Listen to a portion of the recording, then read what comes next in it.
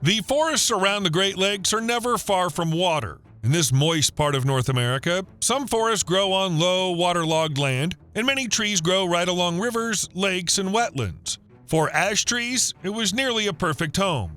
Ash could thrive where other trees struggled, in wet soil, floodplains, and swampy patches of land. So in some of these places, ash wasn't just another tree in the forest, it became the backbone of the forest itself. But now the canopy had been torn open. Large gaps appeared overhead, broken trunks lay underfoot, and in some places the understory was littered with dead trees. Some ash trees died almost overnight. One day a tree was alive and standing strong, and then half of it simply died. Across the United States, the number of dead trees had already climbed into the hundreds of millions. Does this sound like some kind of ash tree genocide? Well, you're not wrong.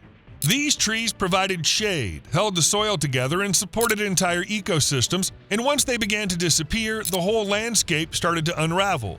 At first, it looked like the aftermath of some natural disaster. What else could leave a forest looking like this? Dead trees, bare crowns, collapsed trunks, huge holes ripped through the green canopy? If a powerful hurricane had torn through the woods, it might have left exactly this kind of destruction in its wake. But that explanation only made sense at first.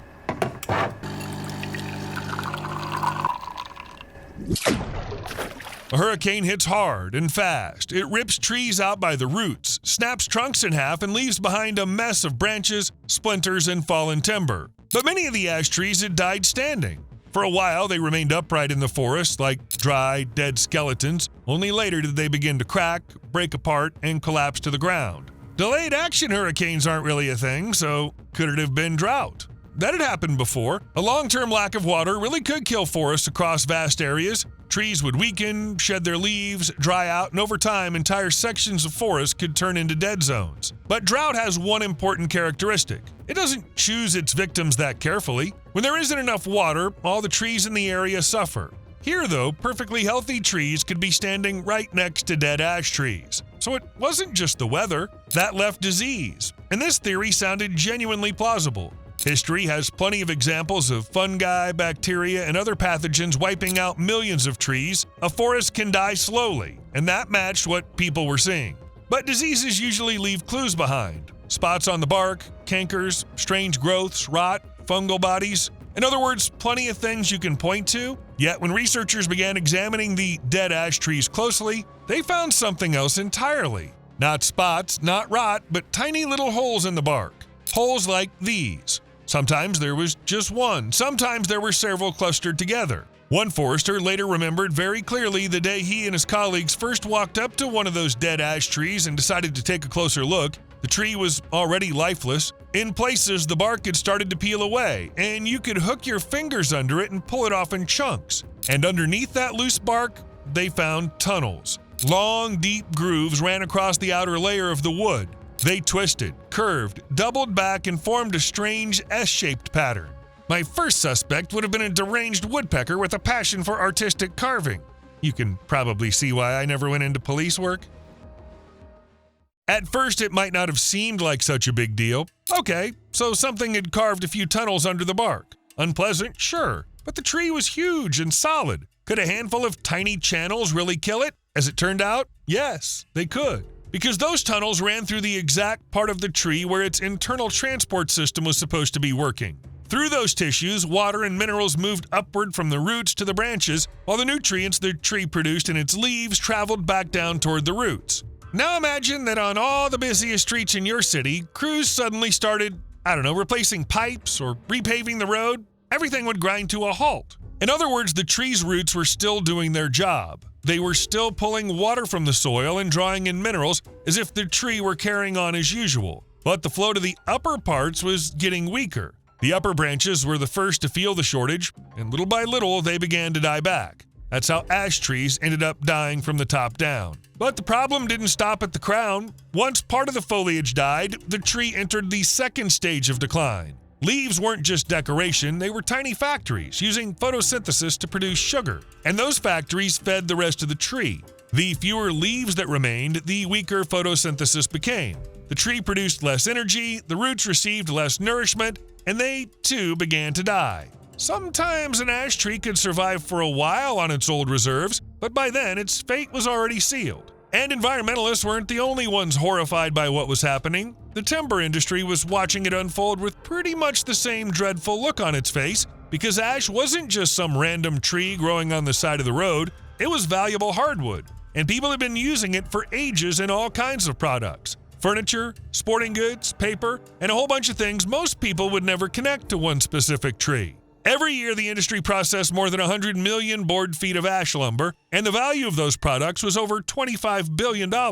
And if you look beyond finished goods and counted the standing timber itself, that was valued at roughly $280 billion. And now, all of it was disappearing right in front of people's eyes. In some areas, more than 99% of ash trees died, almost entire stands wiped out. For loggers and timber companies, it looked like a disaster. Something had bored tunnels under the bark, and somewhere in an office, the accountants were probably turning gray. But ash trees weren't important only to humans. A single tree feeds insects. Insects feed birds. Birds spread seeds, and other plants grow beneath the canopy. Take the tree away, and the whole system starts to come apart. Roughly 100 insect species depended entirely on the trees and the ash genus at some stage of their life cycle. For some, ash was shelter. For others, it was food. For others still, it was a nursery for their larvae.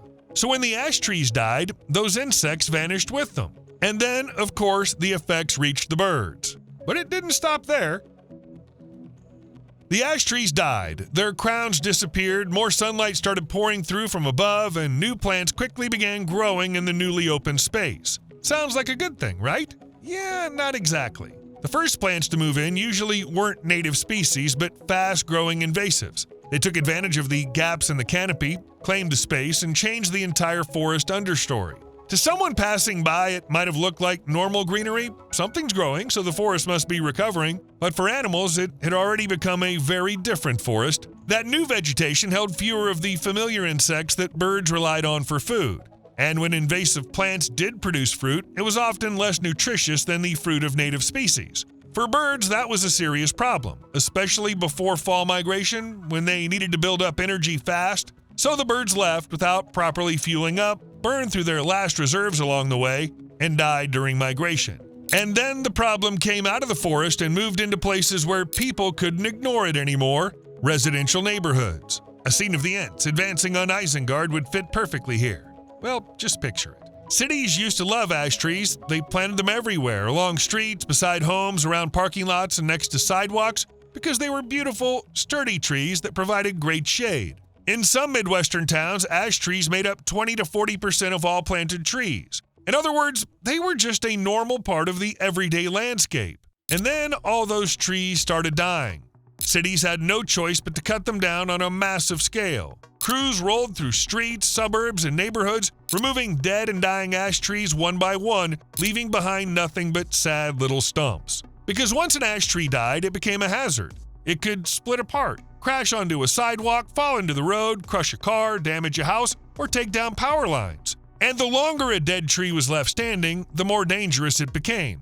In Fort Wayne, a city in northeastern Indiana, there were once about 18,000 ash trees shading sidewalks and parking lots. Eventually, only around 1,300 were left. In Fairmont, West Virginia, crews cut down nearly 16,000 dead and dying ash trees. It cost the city almost $2 million. But there really wasn't a choice. The trees were threatening power lines, and if they hadn't been removed in time, the damage could have been far worse. All of this turned into a whole new headache for foresters and city crews. When one tree dies, the process is simple. You come out, inspect it, and cut it down. But when you're dealing with thousands of dead or dying trees, you have to decide which ones are in immediate danger and which ones can wait a little longer. Every damaged tree had to be marked, its condition recorded, and then crews had to come back again and again to check the ash trees that were still standing but already on the brink. Because at any moment, one of them could go from sick tree to the tree that's going to fall on someone's head tomorrow. And then the dead ash trees started killing people. In March 2007, a woman was driving when an ash tree came crashing down onto the road right in front of her. Her car slammed into it and she was killed. It later turned out that there were other dead ash trees along that same road. The homeowner eventually had them removed, but for one family, it was already too late. After that, the woman's husband began tracking similar cases across the country, and there were a lot of them. He documented 15 fatal crashes connected to roads and ash trees. In this section of the map, the yellow markers show the locations of crashes caused by falling ash trees. In some cases, there wasn't even much mystery about what had happened.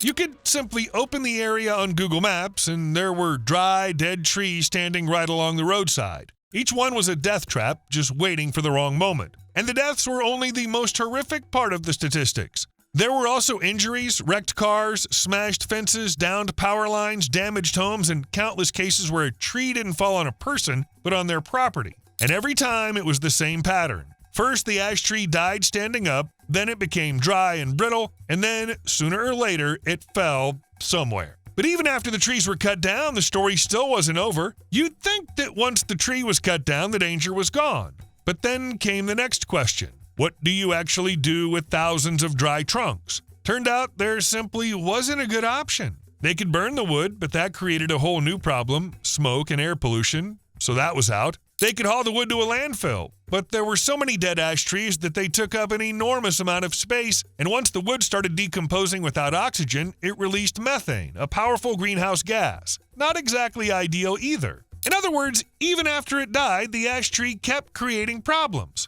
But who was actually to blame for all this? When researchers finally traced the disaster back to its source, the culprit was almost insultingly tiny. All those dead forests, hundreds of millions of lost trees, entire streets stripped bare, billions of dollars in costs, accidents, collapsing trunks, all of it began with a shiny green beetle smaller than a dime. It's called the emerald ash borer, and technically it was never supposed to be in North America at all. According to the widely accepted version, sometime in the early 1990s, a shipment from Asia arrived in the Detroit area, and hidden inside the wooden packaging were stowaways, insect larvae. The packing crates had been made from Eurasian ash, and the larvae had already been inside for quite a while. While the tree was still alive, they'd fed on the inner bark, and they survived the sawmill, the processing, the loading, and the voyage across the ocean. A pretty complicated way to immigrate illegally, but the beetles somehow pulled it off. The shipment arrived in southeastern Michigan. The larvae finished developing, turned into shimmering green adult beetles, crawled out, flew off in search of ash trees, and found them.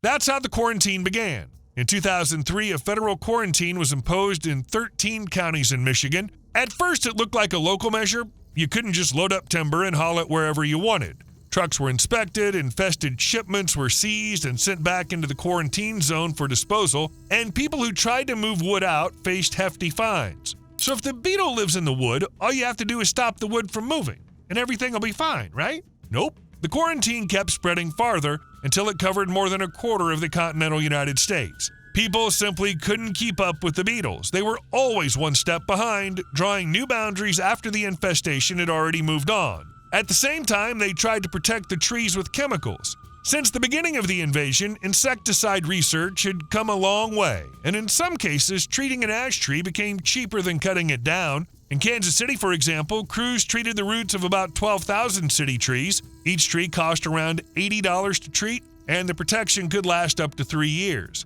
The chemical entered through the roots, moved up the trunk, and spread beneath the bark, exactly where the beetle was attacking. That helped win the battle, but not the war. The poisonous stuff had to be applied again and again every few years. You weren't getting rid of the parasite for good, you were just buying a little time. Meanwhile, the beetle kept spreading.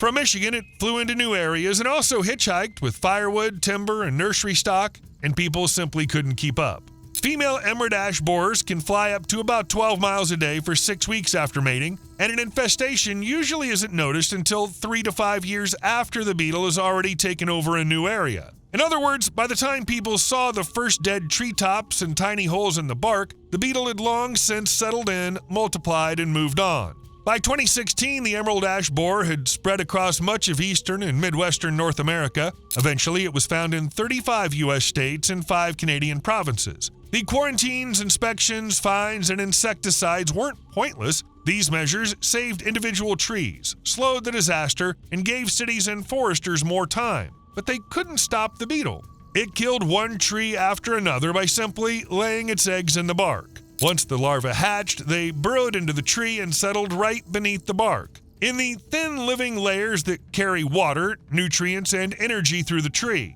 The larvae fed mostly on the cambium and phloem, vital tissues just under the bark that a tree needs in order to grow and keep itself nourished. As they moved through the tree, they ate those tissues and left behind winding tunnels, the same ones researchers kept finding. And the more larvae were at work under the bark, the weaker the tree became until eventually it died. It's not that North American ash trees were completely defenseless or that they had never dealt with insects before. 16 species of ash grew across the continent, and over a long period of time, they had developed defenses against their native pests. Chemical defenses, for example. But against the imported emerald ash borer, those defenses barely worked, and the local trees had nothing else to fall back on. In Asia, where these beetles originally came from, things are different. Their ash trees had a natural resistance to the beetle. Not total immunity, of course, but at least the ability to withstand the attack. They'd lived side by side for thousands of years and had learned, in a way, to keep each other in balance. In North America, there was no balance at all. By 2002, when foresters first noticed ash trees dying off en masse in Michigan and neighboring Ohio, it was already too late. To eradicate an invasive species, you have to catch it right at the start while it's still confined to a small area. But the emerald ash borer had almost a 10-year head start. And on top of that, the beetle was incredibly hard to spot. Its larvae spent most of their lives under the bark, and by the time a tree finally started looking sick, the beetles had already moved on to other ash trees and laid the next generation. At first glance, it looked like there was no way out. And then I found out this story actually had a second act. Researchers had noticed something strange. The forest was dying, the ash trees were drying out, their crowns were thinning, the whole grim picture. For most creatures in the forest, it looked like a disaster, but not for the woodpeckers. In places where the trees were dying quickly and on a massive scale, red-bellied woodpeckers, a species in the woodpecker family, became more common. Between 2002 and 2011, their populations surged specifically in the areas where ash trees were dying the fastest. And do you know why? Because the woodpeckers weren't just randomly hanging around dying ash trees, they were eating the culprit. Woodpeckers, like American tree creepers and nuthatches, often feed on insects that live on tree bark or underneath it. So the larvae of the beautiful emerald beetle were basically perfect prey for them. Big, soft, nutritious, and hidden exactly where woodpeckers are used to looking for food. Woodpecker-type birds, in particular, went after the beetles aggressively.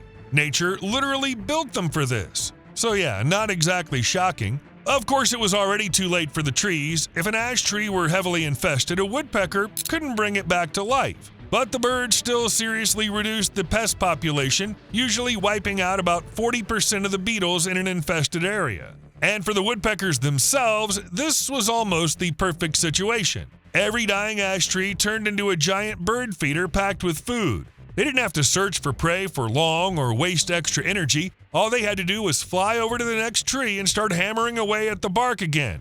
For humans, it's an ecological disaster. For woodpeckers, it's an all-inclusive buffet.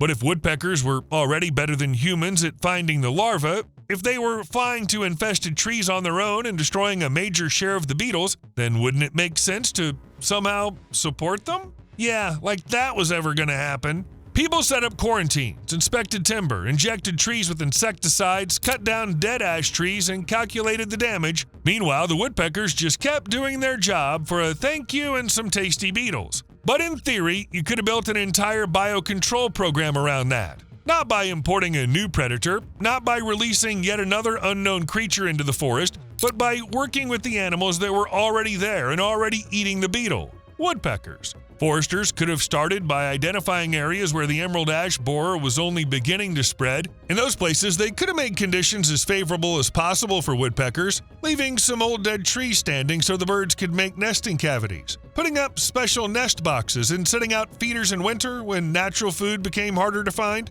In areas where there were too few woodpeckers, young birds could have been relocated. They could have been brought in, released near trees full of larvae, and then tracked with small transmitters. At the same time, specialists could have tested how well the whole thing worked. Some infested trees could have been covered with protective netting so the woodpeckers couldn't reach the bark, while others would be left open. Then researchers could peel back the bark and compare the results. How many live larvae were left where the birds were kept out, and how many remained where woodpeckers were free to hunt? Basically, there was a lot they could have done.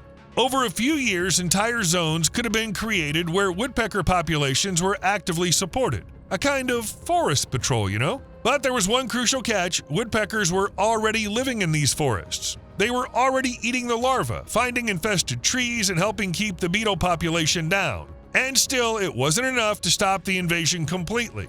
At best, it slowed it down a little, and artificially boosting their numbers wasn't exactly a simple fix either. If you start heavily supporting one native predator, you can throw off the entire balance of the forest. Things could end up even worse than they were with the beetles. So people did turn to biocontrol after all. They just took a different route. They decided to look for the beetle's natural enemies in its native range, and they found them. Parasitic wasps. Not the big angry wasps that buzz around your picnic and sting people, but tiny stingless species. Their weapon works differently. They lay their eggs inside host insects, and then the wasp larvae feed on that host from the inside. After the emerald ash borer invasion, scientists traveled to China and found 3 species of wasps that specifically targeted this pest. Later, another species was discovered in Russia.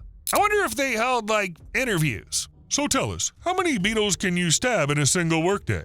One species laid its eggs on the emerald ash borer's eggs, while the others attacked the larvae at different stages of development as they spent 1 or 2 years hidden inside the tree, and that was exactly the missing piece people had been looking for. Before the wasps were released, scientists carefully tested them to make sure they wouldn't start preying on native insects. Only after that, in 2007, specialists from the U.S. Department of Agriculture began releasing them in Michigan and Ohio. 10 years later, the first encouraging signs appeared in the field. The wasps had established themselves, and young ash trees were beginning to survive. Further studies in Connecticut, New York, and Massachusetts made the story even more interesting. By 2021, scientists found that the wasps weren't merely hanging on in areas where they had been introduced, they were also dispersing naturally, reaching at least 22 states. And the key point was that they were genuinely hitting the beetle population. In fact, taken together, they were killing more beetles than woodpeckers. So the program began expanding rapidly. The U.S. Department of Agriculture bred the parasitic wasps in a lab using emerald ash borers raised there as well. Even with COVID-19 disruptions, more than 550,000 parasitoids were produced in 2020 and released at over 240 sites. At last, the situation no longer looked hopeless. The woodpeckers were hammering larvae out from beneath the bark. The parasitic wasps were going after eggs and larvae in spots the birds didn't always get to. Teamwork!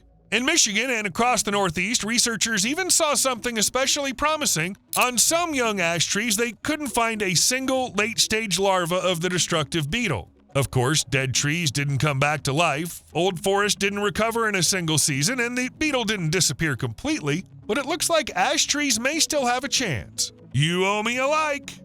See you later.